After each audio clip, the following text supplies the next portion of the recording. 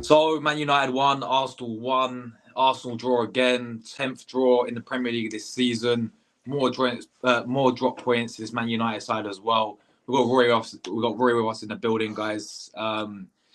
Yeah, man. Story of our season in the Premier League. It seems like another draw. What are you saying about that performance, man, and that result? You know what? I'm actually going to start this fan cam off with asking a question. What is the definition of insanity?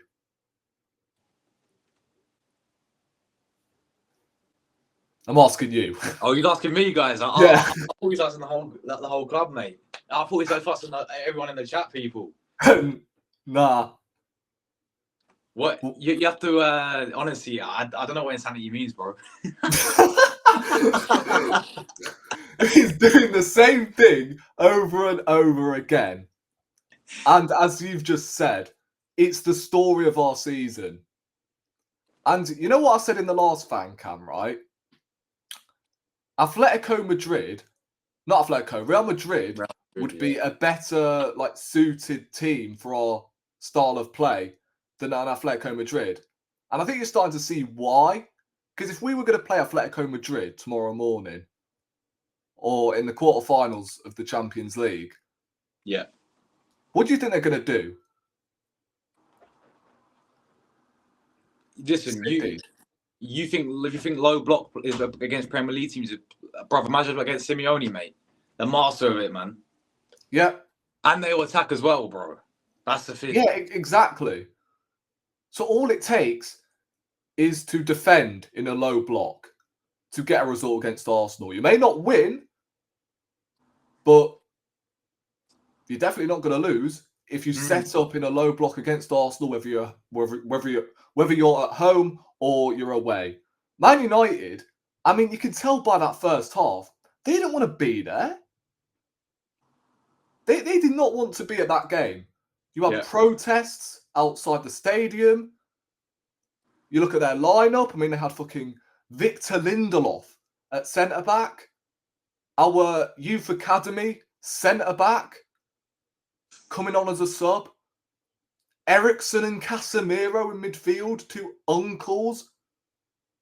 Xerxes up top. Garnacho skinning Calafiori. Come on, this is an international footballer here getting skinned by Garnacho. Let's be honest. Do Man United fans even rate him? He's probably had one of his best games of the season. It's the same with Casemiro. We made him look like prime Casemiro today. I mean, what's going on? Lindelof looked like fucking Maldini. I mean, in the end, we were lucky not to lose. Yeah. If it wasn't for Raya, if it wasn't for Rice, and Gabriel to an extent, then we would have lost to the worst Man United team I have seen in my lifetime.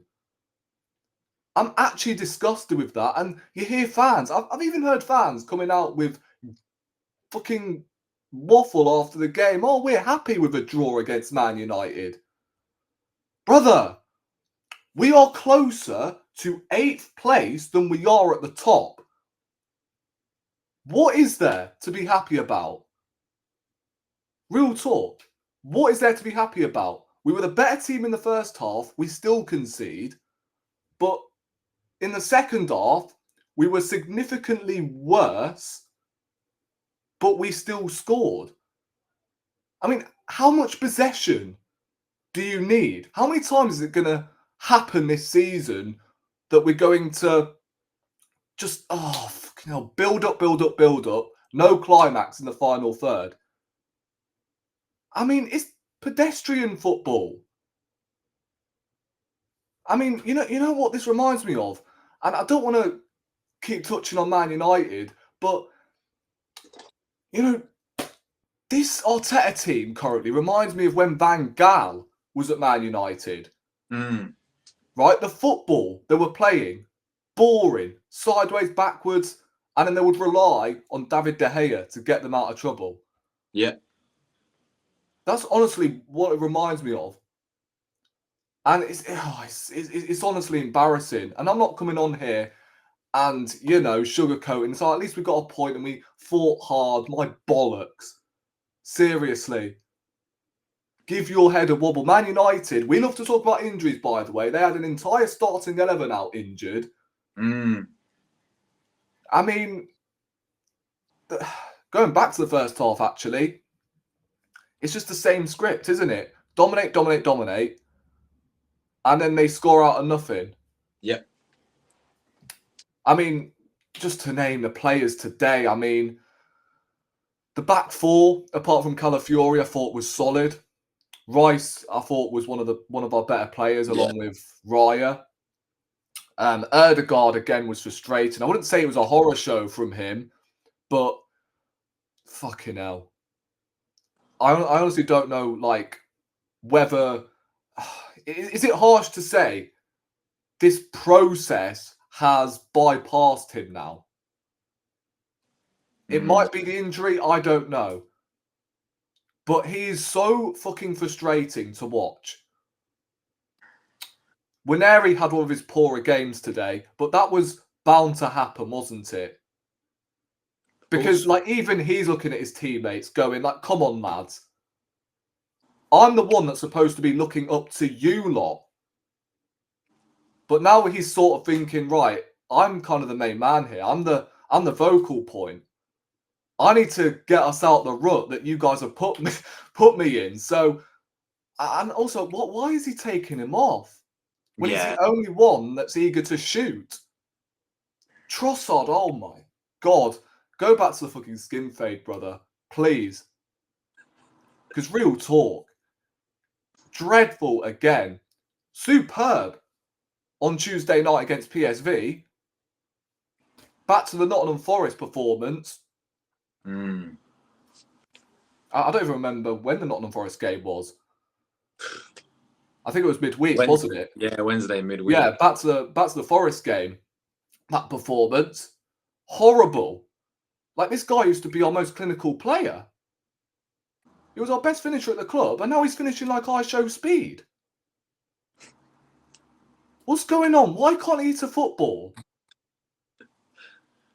Right, and then you look at the substitutions. Again, we're subbing on defenders. Like for likes. Right, just picture this, right?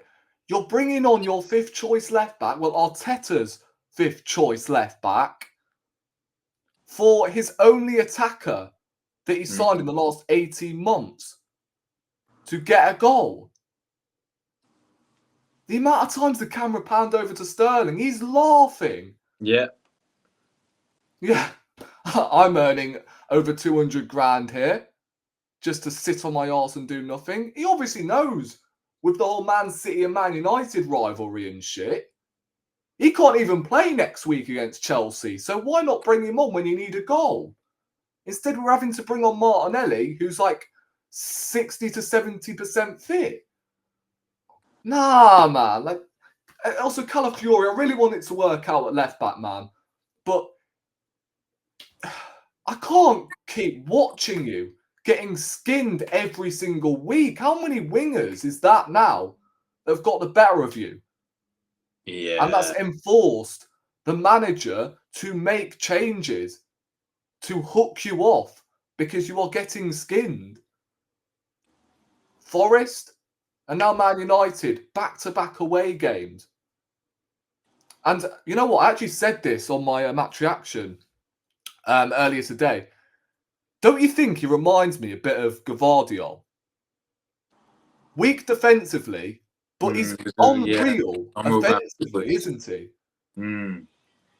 He's just such a confusing footballer. But yeah, I'm really struggling to pluck out any positives from that. I really am. And I'm really wound up. Not the fact we're 15 points behind Liverpool and we haven't won in 3 goddamn Premier League games, but it's the fact we've dropped points to them lot. They're shit. They're crap. They are absolute shit. They've got Xerxes up top. They don't even have their best players starting. They have 2 uncles in midfield. Look at their back three. Like, come on. It's a joke, the way we are playing. As I said, it's pedestrian football. Too robotic. Arteta's 5 years in and he's still not found a solution on how to break down the low blocks. And I mean, I know bringing in Berta is brilliant, right? Great sporting director. Yeah. But this ownership has to back him up with funds to 100%. actually spend money, because we need 6 or 7 positions. I forgot to mention Marino as well. Where the fuck was he playing today? We started off with playing Marino as our number 9. He ended the game midfield. I mean, has he actually scored since he started up front in the Premier League? I don't think he has. So, since he started up front, not in Premier League, yeah, you're right. He hasn't. He hasn't, bro. It's mad, but It's just, you know, it's what can we say, man? We're gonna be giving, what is it, Guard of Honor soon to Liverpool now, based on this season in the first year. Arne Slott's first season and he's 15 points clear of us right now. We're closer to 5th place than we are top of the league. 8th, bro. We're closer to mid-table. Fucking hell, man. But it's all okay, guys. It's all okay. We go again next season. Netflix, bro. Netflix. Yeah, it's mad. But yeah, I mean, we moved to a dead rubber on Wednesday. Really dead game, ain't it? Wednesday. We're already 6-0 up. They need 6 goals. We're already 7-1 up. But then after that, it's Chelsea, obviously, Premier League. But yeah, I mean, Champions League. I know we spoke about it earlier in the Madrid teams, and you'd rather face Real Madrid than Atleti.